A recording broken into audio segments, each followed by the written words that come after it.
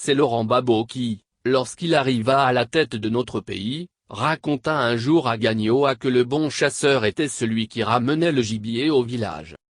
Et de préciser que ceux de sa région qui avaient combattu Houphouët-Boigny avaient certes été des chasseurs, mais c'est lui, Gbagbo, qui avait réussi à avoir le pouvoir suprême. C'était donc lui, le vrai grand chasseur. On peut donc dire aujourd'hui que le nouveau grand chasseur du Front populaire ivoirien, FPI, est Brice Kakou Gikahué. Oui, plus fort que Laurent Gbagbo, il a réussi à amener le Parti démocratique de Côte d'Ivoire, PDC, pieds et poings liés au FPI. Oui, nous avons vu Henri Konan Bédié, président du PDC, aller rencontrer Laurent Gbagbo en Belgique, pour le supplier de lui accorder son soutien en vue de son éventuel retour au pouvoir. Et il y a quelques jours, le FPI et le PDC ont signé une alliance, qui n'est que le premier pas vers l'absorption du PDC par le FPI. Bien sûr, ils ont parlé de réconciliation, le mot qui justement est censé réconcilier tous les Ivoiriens. Mais pour être crédible sur le champ de la réconciliation, chaque camp aurait certainement dû commencer par se réconcilier avec lui-même. Par exemple les différentes branches du FPI d'une part, et d'autre part Bédié et les membres de son parti qui sont allés au RHDP. C'est là-bas qu'il y a des problèmes, et non au sein de la population ivoirienne. On nous annonce une tournée de réconciliation qui serait menée par le PDC et le FPI. Qui, dans cette population ivoirienne, a des problèmes avec qui, si ce n'est Laurent Gbagbo avec Simone et Afin Guessan, et Bédié avec Alassane Ouattara et ses anciens suiveurs. En 2014, lorsque le président Alassane Ouattara a rendu visite à Bédié à Dakro, un château d'eau avait été construit à Pépressou, le village natal d'Henri Konan Bédié dans le cadre du programme présidentiel d'urgence, PU.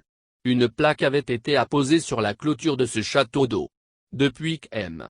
Bédié est fâché avec M. Ouattara, cette plaque a été enlevée.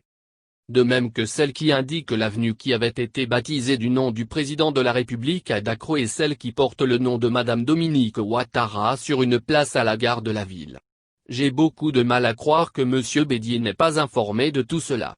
Je crois que s'il voulait sérieusement parler de réconciliation entre Ivoiriens, il devrait veiller à ce que ces plaques soient remises à leur place. Toute la population de Dakro a vu ce que le président Ouattara a fait pour cette ville lors de sa visite de septembre 2014. Tout cela a certainement contribué au fameux appel de Dakro dans lequel Bédié appelait ses militants à soutenir la candidature de M. Ouattara en 2015. Il avait même offert un grand terrain au président de la République et l'avait invité à y construire une résidence. Même si M. Bédié est aujourd'hui fâché, il y a un défaut que les Africains, et particulièrement les habitants de Dakro, détestent par-dessus tout et qui s'appelle l'ingratitude. Cela dit, il paraît que les féticheurs du PDC ont vu que toutes les étoiles et tous les astres se sont alignés pour la victoire de ce parti à la présidentielle d'octobre prochain. C'est en tout cas ce que le grand chasseur Gikahué a affirmé dans le nouveau réveil du samedi dernier. C'est certainement pour cela que le PDC qui s'opposait violemment à ce que ses militants établissent leur carte d'identité les pousse maintenant à le faire le plus rapidement possible. Tant mieux. Ils finiront par nommer quelqu'un à la commission électorale indépendante, et nous avancerons. Espérons simplement que la Covid-19 ne nous obligera pas à reporter l'élection présidentielle qui devrait voir la victoire du grand chasseur Gikahué.